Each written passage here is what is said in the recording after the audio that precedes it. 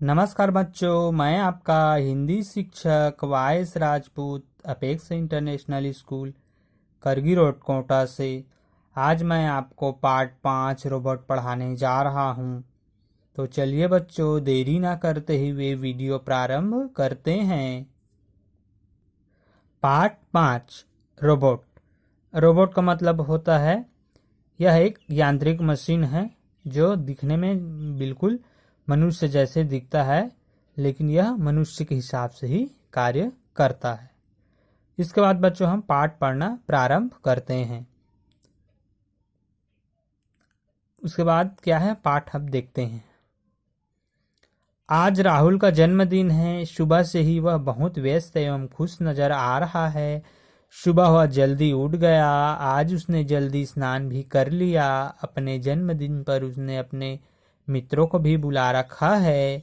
जन्मदिन की पार्टी तो शाम को होने वाली है, किंतु उनके कुछ विशेष मित्र सुबह से ही आ गए हैं। अपने उन मित्रों के साथ मिलकर राहुल अपने घर के बड़े कमरे को सजा रहा है। इसी कमरे में जन्मदिन का उत्सव मनाया जाना है।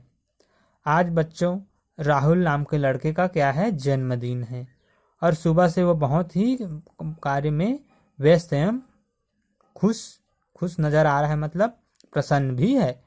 और वह सुबह जल्दी जग गया था और आज उसने जल्दी क्या कर लिया था, नहा लिया था। और अपने जन्मदिन पर उसने अपने मित्रों को भी बुलाकर रखा था। जन्मदिन की पार्टी तो शाम को होने वाली है, लेकिन उसने कुछ विशेष मित्र जो विशेष उनके साथी हैं उनको सुबह से ही बुला कर रखा है, और वो आ भी गए हैं।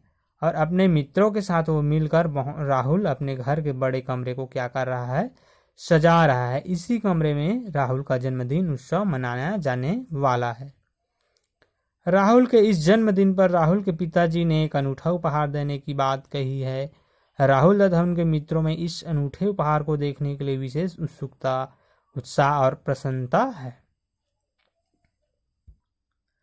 राहुल के इस जन्मदिन पर राहुल के पिताजी ने उनको एक अनोखा उपहार देने की बात कहा है, और राहुल तथा उनके मित्र उस अनोखे उपहार को देखने के लिए बहुत ही उत्साहित हैं और प्रसन्न भी हैं। शाम को सभी मित्र एवं अतिथियों के आ जाने पर राहुल की मां ने राहुल को टीका लगाया और आरती उतारी। उनके मित्रों ने गुब्बारे उड़ाए, इनके साथ ही तालियों की गड़गड़ाहट हुई। सबने एक स्वर से गाया, तुम जियो हजारों साल, साल के दिन हो 50,000। करण ने टेप रिकॉर्ड चालू कर दिया। संगीत की धुन पर सभी बच्चे नाचने लगे, किंतु संगीत शीघ्र ही बंद हो गया। सभी बच्चों को ध्यान उस उपहार की ओर था। और क्या हुआ, शाम को सभी उनके मित्र एवं मेहमान, अतिथि मतलब मेहमान, सभी लोग राहुल के घर आ गए। और राहुल के माँ ने क्या किया, उनको टीका लगाया और आरती उतारी। उनके मित्रों ने उनके गुब्बारे को उड़ाया और फोड़ भी दिया। और इनके साथ भी उनमें क्या हुआ, तालियों की गड़गड़ाहट मतलब तालियों की आवाज भी सुनाई आया। सबने एक स्वर से एक गाया, तुम जियो हजारों साल, साल के दिन हो 50,000। करण ने टेप रिकॉर्ड चालू करके गाना चालू किया और संगीत की धुन पर सभी बच्चे नृत्य करने लगे, किंतु संगीत शीघ्र ही बंद हो गया। लेकिन जो गाना था वो जो बहुत जल्दी ही बंद हो गया, और सभी बच्चों का ध्यान किस ओर था, उस अनोखे उपहार की ओर जो आज राहुल के पिताजी राहुल को देने वाले थे। सुंदर चमकीले कागज से ढका रंगीन फीते से बंधा बड़ा सा डिब्बा सबके बीच लाया गया। और जो आज राहुल के पिताजी ने राहुल को देने वाले थे, उस सुंदर एवं चमकीले कागज से क्या किया था, ढका हुआ था, रंगीन फीते से उसको बंधा था बड़ा सा डिब्बा, जिसके बीच उसे लाया गया। राहुल के पिताजी ने जन्मदिन की बधाई देते हुए राहुल से डिब्बे का फीता खोलने को कहा। डिब्बा खोला गया। उसके अंदर एक बड़ा खिलौना था। खिलौना क्या था, लोहे का बना हुआ एक आदमी था। सभी बच्चे उसे छू छू कर देखने लगे। एक ने कहा, यह तो लोहे का आदमी है। दूसरे ने कहा, यह तो काफी भारी है। तीसरे ने पूछा, इसका क्या करेंगे। राहुल के पिताजी ने जन्मदिन को बधाई देते हुए बोला, और डिब्बे का जो फीता है उसको खोलने के लिए राहुल को बोला। उसके अंदर एक बड़ा सा खिलौना था, और वो खिलौना क्या था, लोहे से बना हुआ एक आदमी जैसा दिखाई दे रहा था। और सभी बच्चे उसको छू छू कर देख रहे थे। एक ने कहा यह लोहे का व्यक्ति है, आदमी मतलब व्यक्ति है, और दूसरे ने कहा यह तो बहुत ही भारी है, और तीसरे ने पूछा हम इसका क्या करेंगे। तो बच्चों हम लोग आगे बढ़ते हुए फिर पैराग्राफ बढ़ते हुए जा रहे हैं। तभी राहुल के पिताजी ने कहा बच्चों यह खिलौना जो मैंने राहुल को दिया है एक रोबोट है। यह आप चलने वाली एक मशीन है जो आदमी की तरह कार्य करती है। देखो मैं इसे चालू करता हूँ, तुम सबके करतब देखना। तभी राहुल के पिताजी ने क्या कहा बच्चों इस खिलौना जो मैंने राहुल को दिया है यह एक क्या है, रोबोट है, और यह अपने आप चलने वाली मशीन है जो आदमी की तरह कार्य करता है। और देखो मैं इसे चालू करता हूँ, तुम सब इसका कार्य देखना है। राहुल के पिताजी ने रिमोट का बटन दबाकर उसे चालू किया।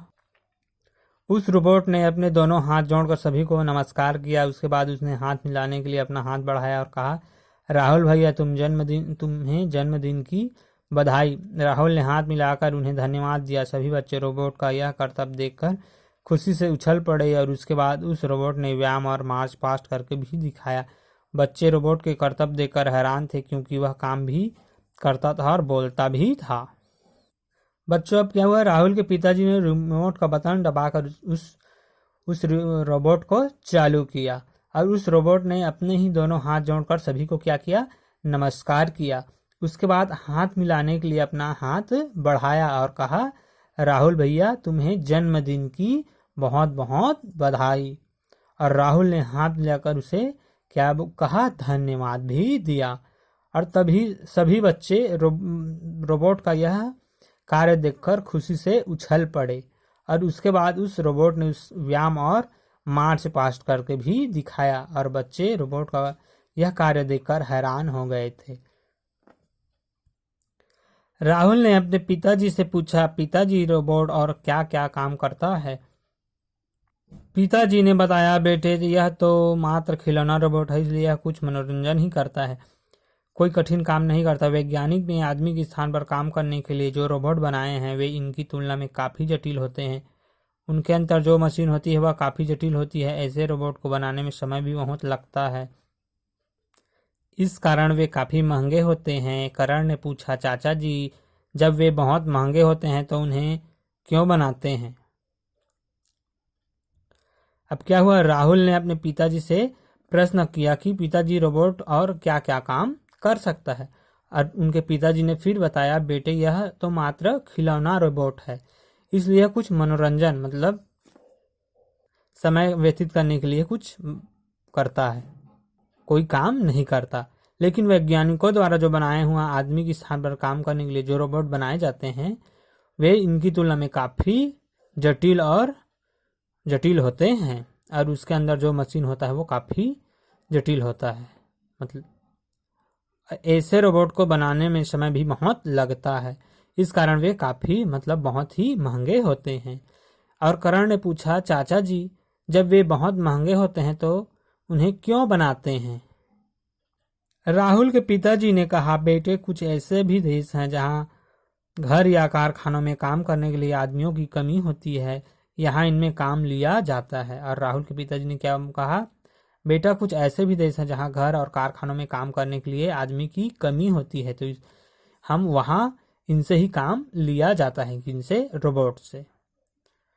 सीमा ने पूछा चाचा जी आदमी की कमी होने पर आदमी तो कहीं से भी बुलाए जा सकते हैं, ये महंगे रोबोट क्यों बनाए जाते हैं, क्या ये आदमियों से भी अधिक काम करते हैं। बच्चों इसके बाद सीमा नाम की जो लड़की है वो पूछ रही है कि चाचा जी आदमी की कमी होने पर तो आदमी बुलाया जा सकता है, लेकिन ये महंगे रोबोट लाने की क्या आवश्यकता है, क्या ये आदमी से भी अधिक काम करता है।